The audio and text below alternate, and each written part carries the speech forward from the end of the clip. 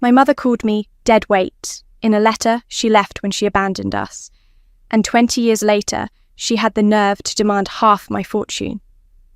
I'm Xavier, and this is the story of how I fought to protect the life I built from the woman who tried to tear it apart. Growing up in Bozeman, my childhood was a mix of warmth and wounds.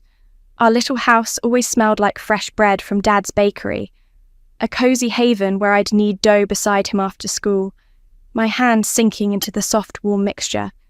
Dad, James, was my rock, quiet, kind, with a smile that made even the worst days feel bearable. But Mum, Margaret, was a storm in sharp suits and high heels. As a realtor, she made more money than Dad, and she never let him forget it. One night when I was 11, I was curled up with a book when Mum's voice sliced through the house. "Xavier, set the table," she barked. I scurried to the kitchen, a skinny, shy girl who preferred stories to people. As I arranged the plates, their argument erupted. "Another slow month, James," Mum snapped, her voice dripping with disdain. "When will you stop dragging us down?" Dad's calm reply, "Please, Margaret, not in front of Xavier," only fueled her fire. "She should know her father's a failure," she spat. I gripped the table, fighting tears. Mum's words were like knives, and they didn't stop at Dad. When I spilled wine on the tablecloth, her eyes narrowed. "Useless girl, can't you do anything right?" Dad stepped in, but she turned on him. "You're too soft, James. No wonder she's as pathetic as you." I fled to my room, tears soaking my pillow, vowing to stay invisible to survive her wrath. That night, I decided I'd prove her wrong someday, even if I didn't know how. The next morning, the house felt wrong. No bread baking, no click of Mum's heels. I found Dad at the kitchen table, pale and broken, holding a note. "Where's Mum?" I asked, dread pooling in my stomach. He handed me the paper without a word. In Mum's sharp handwriting, it read, "James, I'm done. I'm leaving, with Robert. He can give me the life I deserve. This small town nonsense isn't for me. Xavier, don't bother looking for me. You're just dead weight. James, you're a loser, and you've made our daughter one too. Goodbye." My knees buckled. She was gone, and her parting gift was calling me useless. I wanted to scream, but all I could do was hug Dad, who looked like he'd aged a decade overnight. The months after were chaos. Dad filed for divorce and fought to strip Mum's parental rights. I sat with him in a cold courthouse, his hands sweaty in mine, waiting for Mum to show. She didn't. The judge's words, abandonment, unfit parenting, felt like a hollow victory. "It's just us now, Xavier," Dad whispered as we left. I nodded, a strange relief mixing with my grief. Life wasn't easy. Dad threw himself into the bakery, working late while I took on chores at 13, cooking, laundry, anything to keep us afloat. I'd lie awake, replaying Mum's note, her words burning into me. But Dad's quiet strength kept me going. He'd ruffle my hair and say, "We're tougher than the toughest storms, kid." I clung to that, determined to make him proud, even as I buried the pain of Mum's betrayal deep inside. When I was 15, everything changed. Dad came home one evening, his face a mix of shock and sorrow. "Uncle Tom passed away," he said, sinking into a chair. I hugged him, whispering, "I'm so sorry." Then he looked at me, eyes wide. "Xavier, he left me everything, nearly $700,000. I'm his only kin." I blinked, stunned. That kind of money was unimaginable. Dad didn't hesitate long. He poured a chunk into the bakery, upgrading ovens, adding new pastries, and giving the shop a modern glow. Within months, our little place became Bozeman's darling. People lined up for Dad's cinnamon rolls, and soon he opened a second location across town. For the first time, we didn't worry about bills. By 16, our life was unrecognizable. Dad owned 3 thriving bakeries, and I quit my after-school job to focus on school, something he insisted on. "Education's your ticket, Xavier," he'd say. We even took our first real vacation, a 3-week trip to Europe, laughing over gelato in Rome. Mum faded to a distant ache, and Dad's occasional dates never went far. Our family of 2 was enough. High school graduation was a blur of joy, tossing caps, hugging friends. I got into Montana State University to study finance, and on the morning I left, Dad handed me a small box. Inside was a key. "Your graduation gift," he said, grinning. "An apartment near campus. No dorms for my girl." I tried to protest, but he waved me off. "You've earned it. Make me proud." Tears in my eyes, I hugged him, knowing I'd carry his love with me always. College was a whirlwind, but I was determined to seize every opportunity. I dove into finance classes, interning at local firms to learn the ropes. When I wasn't studying, I was crunching numbers, dreaming of a future where I'd never feel useless again. By graduation, I landed a job as a junior financial analyst in Missoula. On my first day, I stood in my apartment, Dad's gift, straightening my blazer. "You've got this, Xavier," I told my reflection. "Make Dad proud." The job was tough, but I thrived on the challenge, saving every bonus and raise. Dad's advice echoed, "Money makes money, Xavier. Be smart." By 33, I'd built something incredible. My investments grew and I owned 4 apartments, including the one I lived in. The rental income gave me a cushion I'd never imagined. Life was stable, successful, peaceful. I'd sit on my balcony, sipping coffee, feeling like I'd finally escaped Mum's shadow. But then, a phone call shattered everything. "Xavier," Dad's voice was strained. "Can you come over? I need to talk."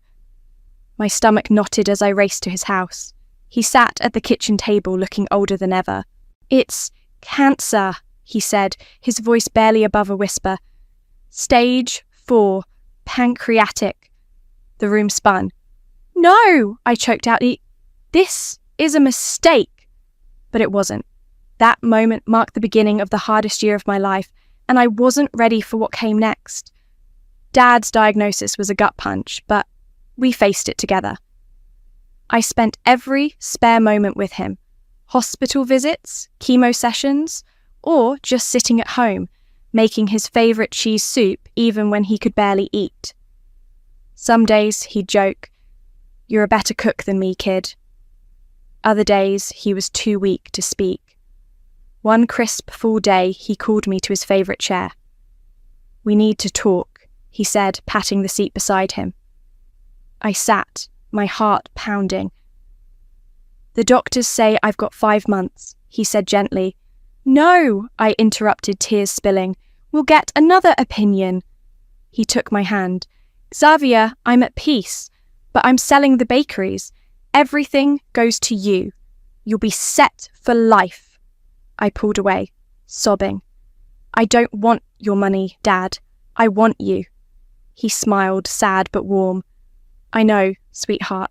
This is my way of caring for you when I'm gone." The next 6 months were a blur of love and loss. We talked about everything. His childhood, my dreams, silly memories.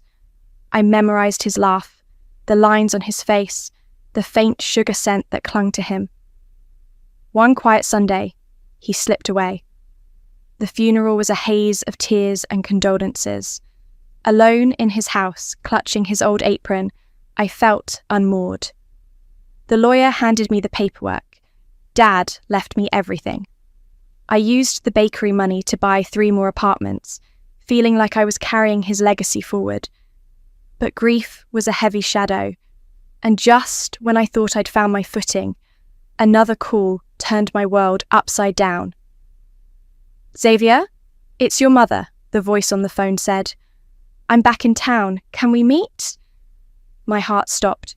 Margaret, after 20 years. Part of me wanted to hang up, but curiosity and a flicker of the girl who once loved her won. "Okay," I said. "Tomorrow, noon, at a cafe in Missoula." I arrived early, nerves jangling. When Mum walked in, she looked older, but still polished, her elegance untouched by time. Behind her was a teenage girl, maybe 17. "Xavier, darling," Mum gushed, hugging me. "This is Ava, your sister." My jaw dropped. "Sister?" I stared at Ava, who fidgeted, avoiding my eyes. Over lunch, Mum spun her tale. Her lover, Robert, left her after Ava was born. She'd struggled, she said, and came back to start over. Then her tone shifted. "I heard you have rental properties," she said carefully. "I was wondering—" I knew what she wanted. Thinking of Dad's kindness and Ava's uneasy silence, I sighed. "I have an apartment open in Missoula. You can stay there, no rent, just cover utilities." Mum's face lit up. "You're an angel." Ava gave a shy nod. As we left, I glanced at her, feeling a pang. She reminded me of myself at that age, lost, caught in Mum's orbit. I hoped I'd done the right thing, but a knot in my gut told me this was only the beginning. The first few months with Mum and Ava were strange, but manageable. Mum found work as a realtor, slipping back into her old life. Ava enrolled in high school for her senior year. I kept my distance, unsure how to navigate this new dynamic. Ava and I started to connect, though, small talks about math homework or her college dreams. She was sweet, guarded, and I felt a protective urge toward her. But Mum was another story. Her gratitude felt rehearsed, and every "Xavier, darling, you're a blessing" made my skin crawl. Then came the bombshell. Mum showed up at my door, unannounced, eyes blazing. "We need to talk," she snapped, pushing past me.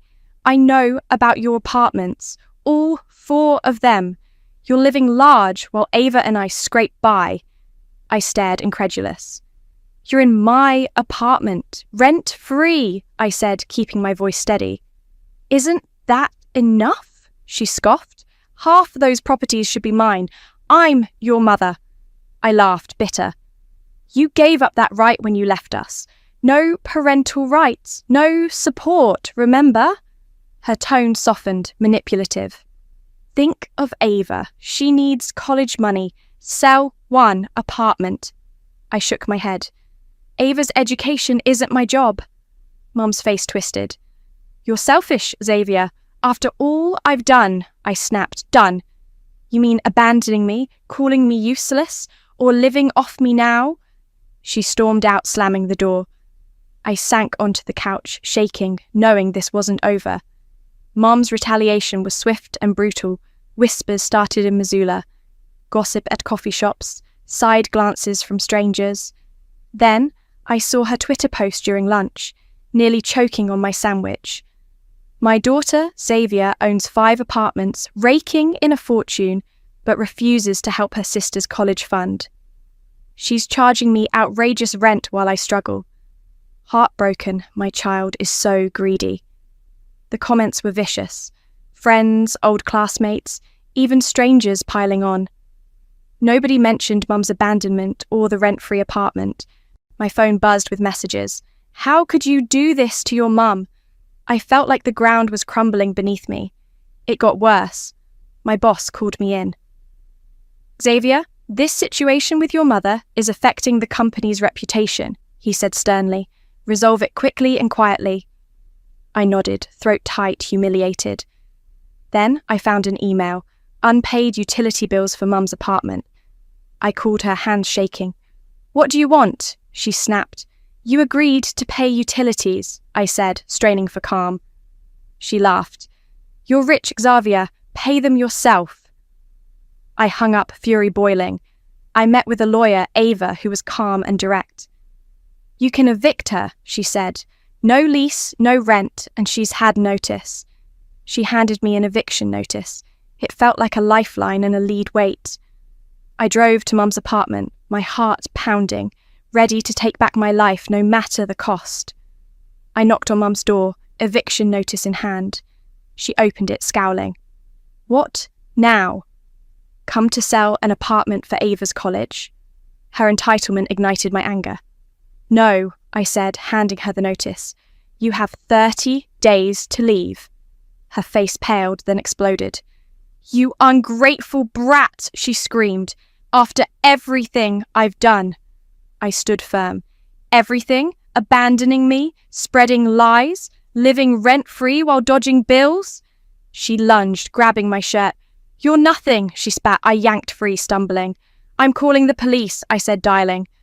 Her venomous tirade continued until 2 officers arrived. I showed them the notice, explaining calmly. "Mom," one said to Mum, "calm down and handle this civilly." Mum sneered. "Civil? She's throwing us out." The officer turned to me.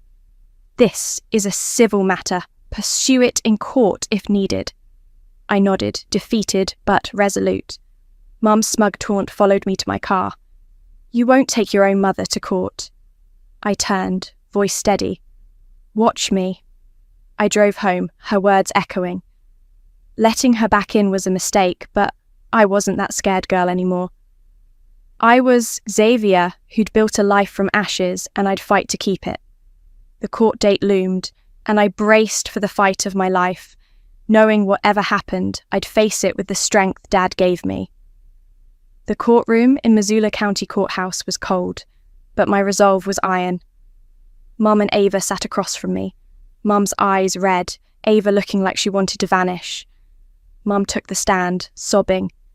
"Your Honour, my daughter's heartless, throwing her mother and sister out after all I've done." I clenched my fists, staying silent.